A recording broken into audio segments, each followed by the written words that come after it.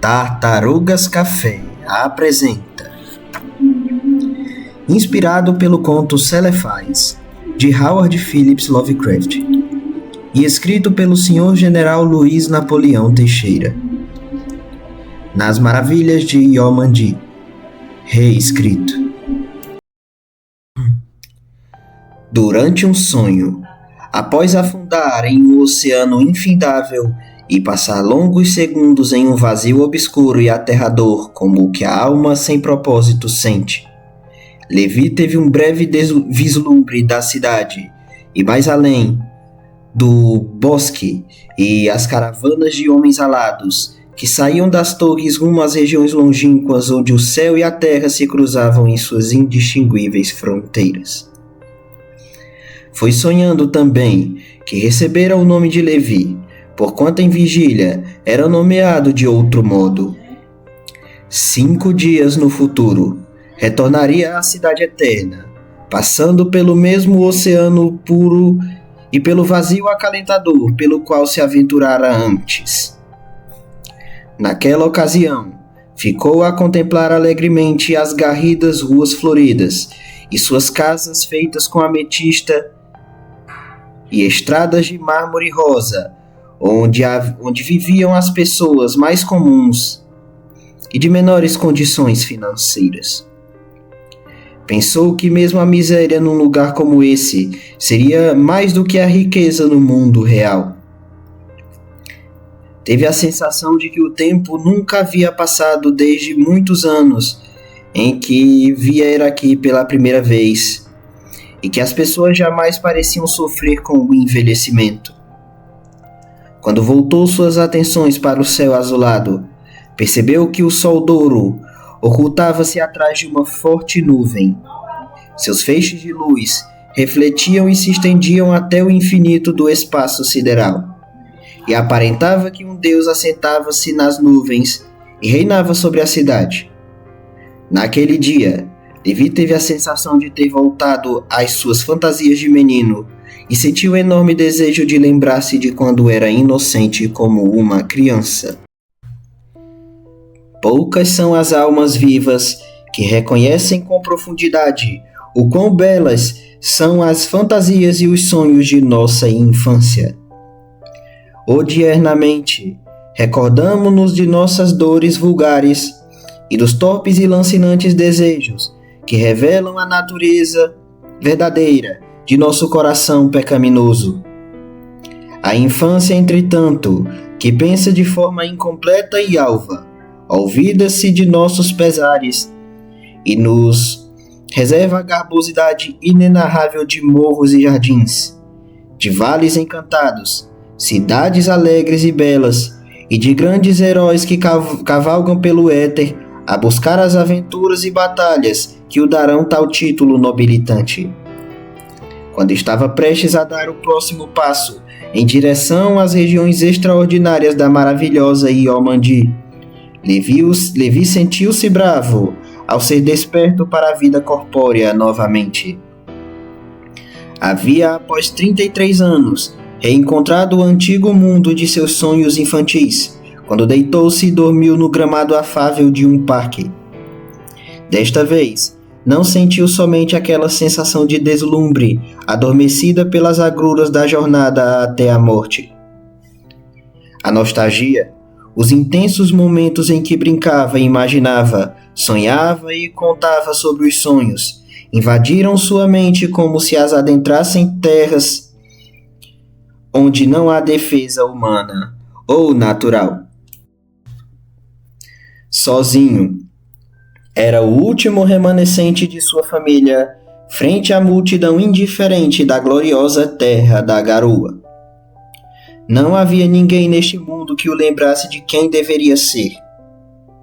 Não tendo amado ou gerado descendentes, fazia o tempo voar enquanto contava sobre os sonhos que tinha em seu próprio programa de rádio.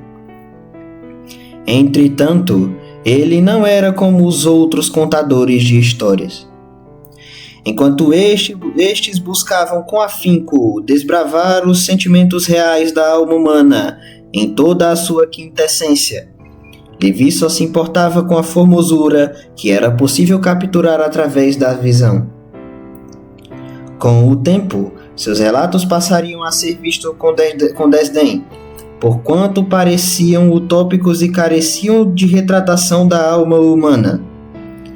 Com o tempo, foi aos poucos sendo sufocado pela pressão por inovação e, por fim, sem saber como descongelar do tempo suas histórias, entregou-se completamente à desistência. Quanto mais se distanciava do mundo real, mais intensos e exuberantes ficavam os sonhos. Na terceira visita a Yomandi, ele finalmente pôde desfrutar de suas fantasias sem ser perturbado. Quando percebeu, já estava dentro de uma floresta negra e densa, pantanosa, onde a paz e o silêncio pareciam assombrar os ambulantes e induzi-los a duvidar se ali havia animais, e se eles apenas se escondiam por medo ou espreitavam em segredo até ensejarem o momento de atacar. De repente, caiu em um buraco que não conseguiu distinguir na penumbra e, sem aviso, voou por um vazio infinito onde só havia milhares de pontos coloridos como estrelas distantes. Ao ver que estava sem controle e indo na direção de uma esfera flamejante azul, instintivamente cerrou os olhos. Foi então que sentiu um baque sobre seu corpo. Ele havia caído em um chão onde a grama verde era pontiaguda como se alguém tivesse cravado centenas de facas pequenas a fim de usá-las para imobilizar aves que caíam. Quando ergueu o seu corpo do chão, viu-se defronte a uma grande muralha de jaspe, onde guerreiros alados como os que vira anteriormente o aguardavam. Então foi-lhe dito sobre sua espera, e os guerreiros abriram os portões de bronze atrás de si. Incontinente, Levi encantou-se de forma espantosa com o esplendor das casas de cristais, de diversas cores, onde as famílias caminhavam lepidamente entre jardins de girassóis e violetas, rosas e tulipas que a primavera permitiu nascer no mundo. Sobre estradas de topázio reluzentes, cheias de encruzilhadas e sinuosidades, deslizavam solenemente carruagens de ébano carregada por corcéis que pareciam não sentir o penoso cansaço do mundo real. Quando questionou acerca de tal para o capitão dos guerreiros que o haviam recebido, o homem, Ingvar, elucidou-lhe que não havia tempo no mundo onírico e que os cidadãos de Yomandi poderiam dispor de uma existência perpétua, salvo quando eram mortos em pelejas, em defesa da cidade eterna. Quando questionado sobre os desejos primitivos da consciência terrena, como comer, beber, descansar e o amor, o capitão disse que as pessoas não podem morrer de velhice no Vale de Eterna, e portanto, não tem mais a necessidade de comer, dormir ou reproduzir para preservar inconscientemente a própria espécie. Levi pensou no quão libertador era o não desejar. A vontade é um suplício diário que corrói a alma e a mente, e o preço de supri-la é a morte anímica, com a recompensa sendo o prazer de poucos instantes. A lassidão não mais o atrapalharia, ou o faria se preocupar, pois não mais morreria e seu corpo seria perfeito e eterno. O capitão, então, prometeu levá-lo para vaguear pela floresta encantada, e já lhe havia reservado a mais garbosa carruagem de toda a cidade perene.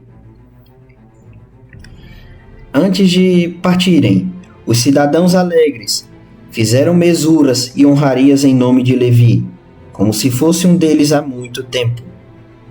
Lembrou-se de que na primeira vez, estas pessoas o receberam de braços abertos e mostraram nos seus vales. Pareciam idênticas, como se o tempo não houvesse passado. E então foram-se as caravanas de cavaleiros, deslizando sobre a estrada de concreto onde só havia árvores, flores e gramíneas, e a primavera fazia nascer novas folhas nas copas das árvores para substituir aquelas que caíam aos montes. Assim sumiram, cruzando os bosques encantados rumo às alentadoras regiões das indistinguíveis fronteiras entre terra e céu. Em uma determinada parte do trajeto, Ingvatson explicou que as caravanas tinham como escopo chegar ao pomposo zigurate de ouro e marfim, onde o oráculo rogaria aos deuses para que permitissem a entrada de Levi como um dos cidadãos mais insígnes da cidade resplandecente. Entretanto, ele deveria ter se distanciado tanto do mundo de onde veio, cheio de corrupção e melancolia, que o ato de deixá-lo não lhe traria qualquer remorso. Ao dizer tudo isso, o capitão ouviu do jovem que este estava pronto e que não havia razão para continuar a viver entre os homens da terra. Quando finalmente chegaram próximo ao grande rio etéreo no bosque de cerejeiras, onde a ponte de pedra e era os levaria até o zigurate, ouviu-se um retumbar vindo de algures, e em um piscar de olhos, Levi já estava no quarto, onde passou toda a sua vida corpórea. Em vão buscou retorno a Iomandy. Seus sonhos não mais o levaram ao bosque encantado do Vale de Eterna, mas para outros mundos indescritíveis. E ainda que tais mundos fossem tão formosos, desejava com o âmago rever a cidade resplandecente, as ruas de mármore e as caravanas áureas que partem dos portões de bronze rumo às inefáveis fronteiras entre a terra e o céu. Em certa ocasião, ele deambulou por uma floresta onde as copas das árvores eram distantes umas das outras, dando espaço para que a luz da lua lúrida clareasse as veredas com o seu esplendor azul.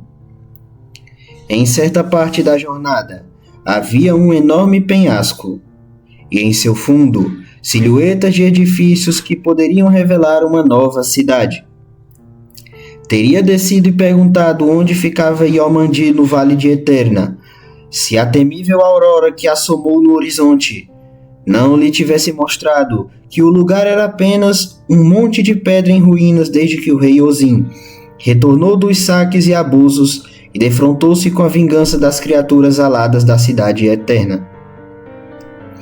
Em outra ocasião, viu-se em um outro bosque, onde as folhas auríferas das árvores de ginkgo planavam serenamente até se juntarem à grama esmeráldica acalentadora, onde as crianças de todo o mundo poderiam deitar-se sem temer o mal que assola os pesadelos.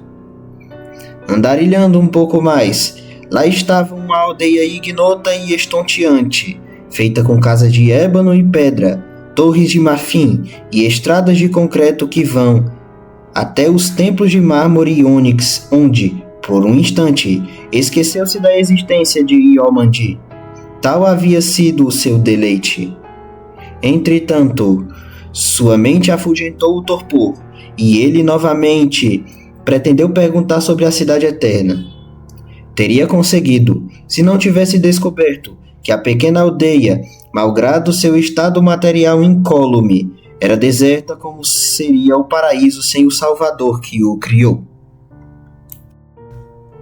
Já cansado de seus esforços inúteis e dos áridos intervalos entre as noites, Levi passou a obrigar o corpo a trabalhar em dobro e praticar esportes. Um dia, cansou-se de tal maneira que já em casa não conseguiu chegar à cama e dormiu no chão da sala de seu lar terreno. Inicialmente, aterrorizou-se com silhuetas monstruosas sem olhos, mas tranquilizou-se quando lhe disseram que não eram monstros, mas seres místicos que estudam a existência até que um dia possam reencarnar em homens ou animais.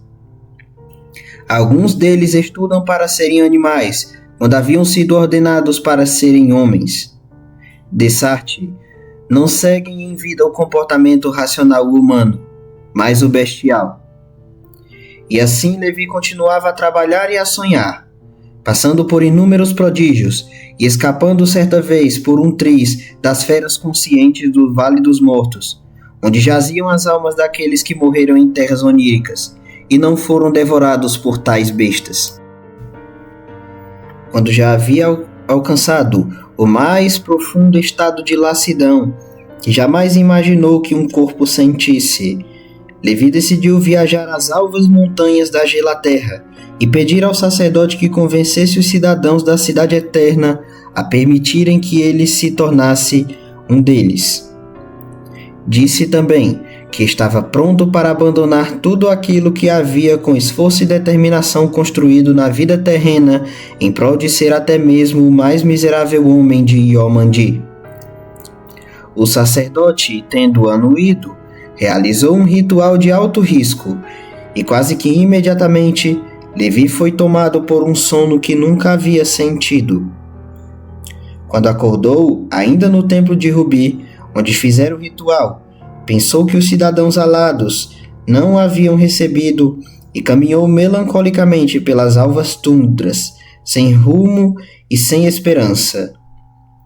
Foi lá que veio a realização, e ele finalmente teve o seu tão aguardado reencontro com as muralhas de jaspe e os portões de bronze da Cidade Eterna. Ingvardsson e as caravanas áureas que o levaram através do bosque encantado o aguardavam, como se há muito tempo soubessem de sua vinda. E lá eles foram, a contemplar as esplendorosas casinhas de diamantes e mármores, cheias de vida reluzente, deslizando por uma estrada feita com sardônica e ônix, rente a jardins e encruzilhadas, até o Vale das Mudanças, onde os bancos de pedra e as pistas de porcelana com azulejos de flores violetas esperavam que as grandes árvores trocassem as folhas secas alaranjadas mortas pelo outono, pelo verde refulgente, terno e acalentador que a primavera deveria trazer. Quando Levi perguntou sobre o inverno, disseram-lhe que não havia neve em Eterna, e que a época de chuvas vinha junto com a vida quente e seca do verão. À parte, também foi-lhe dito que o dia atual seria especial, pois uma vez a cada 2 meses, a lua muda de cor e as luzes coloridas dançam pelo céu da cidade e de todo o vale. Curioso, o recém-chegado a aguardou até o anoitecer, contemplando no aguardo um crepúsculo pleno entre o azul e o laranja, do alto da copa da mais alta árvore de Yomandi. Quando o sol já havia se esvanecido, Levi deslumbrou-se de tal forma com as luzes das candeias, que deixavam ainda mais vivas e resplendentes as casas de pedras preciosas, os límpidos jardins que não eram ofuscados pela sombra da noite, e os homens alados que se amontoavam em grupos para assistir às partidas esportivas do Estádio dos Metais e da Black Tennis Arena, em grandes telas holográficas. Foi então que lembrou-se de que lhe haviam dito sobre a noite, e, olhando para o céu, sentiu incomensurável deleite quando viu a enorme, fulgurante e lívida lua lavanda e as luzes da aurora boreal que dançavam pelo éter negro e estrelado. Ulteriormente, quando a aurora dourada surgiu nos braços etéreos do ocidente, o séquito de cavaleiros de Levi o levaram a um lugar de inefável beleza, onde as estradas de Rubi pareciam-se com tapetes vermelhos de um castelo, complementando as gramas secas e douradas, e as cerejeiras adicionavam um toque mágico às casas de ouro da Alameda Imperial. Quando o sol despontava no zênite, uma grande e felpuda nuvem rósea passou em sua frente. Suas pequenas frestas, entretanto, permitiram que as luzes descessem e formassem pilares que se soerguiam rumo ao infindável vazio do espaço sideral. Foi nesse instante que Levi, em cima de um palanque, foi cingido com luz e glória e nomeado como Rei Perpétuo de Yomandi. Como resultado de seus sonhos áureos, e de sua abdicação total e corajosa do mundo corpóreo. Desde então, Levi governa sobre Yomandi e o Vale de Eterna, onde os deuses do zigurate de ouro e marfim já haviam aquecido para sua vinda eterna a cidade, antes mesmo que ele fosse embora, quando foi acordado sem que visse o zigurate. Feliz ele reina para todo sempre. Malgrado as pessoas da Gelaterra se estarrecessem com o corpo tragado pelo rio, ou entregando a qualquer um que possuísse a bravura necessária para transformá-lo em pó.